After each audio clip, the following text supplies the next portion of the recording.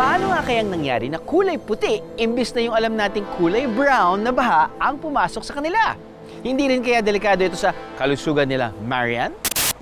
Ang pagbaha sa atin ay kombinasyon daw ng natural at human factors. Kung masyadong marami yung tubig na nahuhulog kumpara sa tubig na lumalabas dahil sa mga ilog and so on, babaha at babaha talaga. So pag sinabing tropical monsoon climate, yung mga bansa sa tropics, so malapit sa equator ito, at affected sila ng monsoon winds. So yung tinatawag natin habagat tuwing June, July, August, at tapos yung tinatawag naman natin na amihan around December, January. Isa ring natural factor ay dahil located ang Pilipinas sa tinatawag na Pacific Typhoon Belt. Tayo yung kumbaga nasa bungad ng typhoon belt na to. Kaya definitely tayo yung tinatamaan ng madalas. Sa mga panahong ito, mas naka-experience ng malalakas at mas matatagal na pag-ulan na nagli-lead sa pagbaha. So nung binuo natin tong mga kalsada, mga buildings and so on, so yung pagdaloy ng tubig, of course, napigilan natin siya. And ito yung human cost. So ang nangyari lang is nadagdagan natin yung pagbabaha. Sa barangay na ito sa Batasan Island ng Tubigon, Bohol, may kanya-kanyang paandar. Ang iba, nagsasayaw sa gitna ng baha. Wow!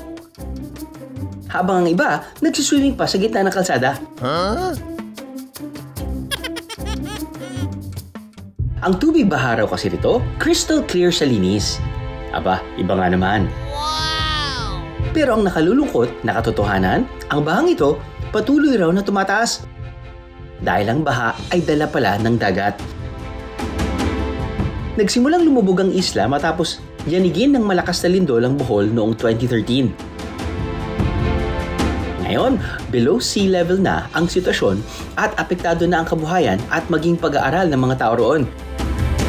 Ang mga residente sa Batasan Island, pinayuhan ng lumikas at iwan na ang isla. Balikan natin sila, Marian. Nung nililimas na po namin palabas yung tubig, nagtataka na po sila. So yung nilalabas na po naming tubig is kulay puti. Nagtataka sila kung ano po, bakit po ganun yung kulay. Biro pa niya. Dahil mabubuti po yung mga puso ng mga tao dito, kaya ganun po yung baha na naranasan po nila or naranasan po namin. Huwag mo na kaming biruin pa, Marian. Ano ba talaga ang nangyari sa inyo? Last time po kasi na nagpintura po kasi yung friend ko, meron po palang natira siyang pinakang gloss latex po, yung pinakang pang-final coat po nung kanyang pintura.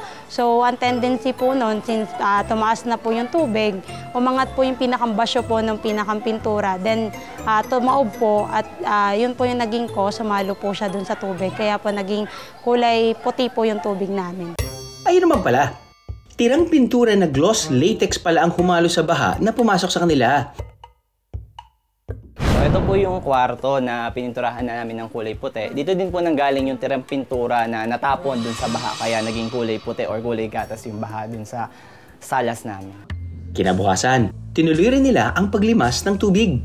Medyo nakakaramdam din ng kate kasi nga po yung pintura makapit po sa balat namin. Pero po yung amoy, wala po kasi gawa po ng odorless po yung humalong pintura po dun sa tubig. Pero hindi naman ba delikado ang mababad ang kanilang mga paa sa baha na nahaluan ng pintura?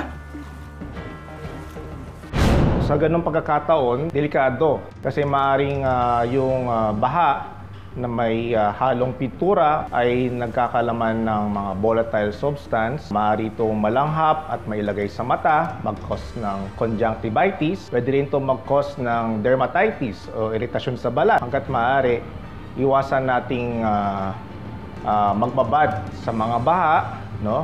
Kung hindi naman may iwasan, maaari tayong gumamit ng mga boots. Kailangan nating magugas ng kamay at paa. Sa panahon ng bagyo, mahalagang maging alerto. Gawin agad ang mga nararapat na paghahanda nang makaiwas sa mga posibleng sakuna o peligro. Hindi lang sa labas, maging sa loob ng ating tahanan. Aha!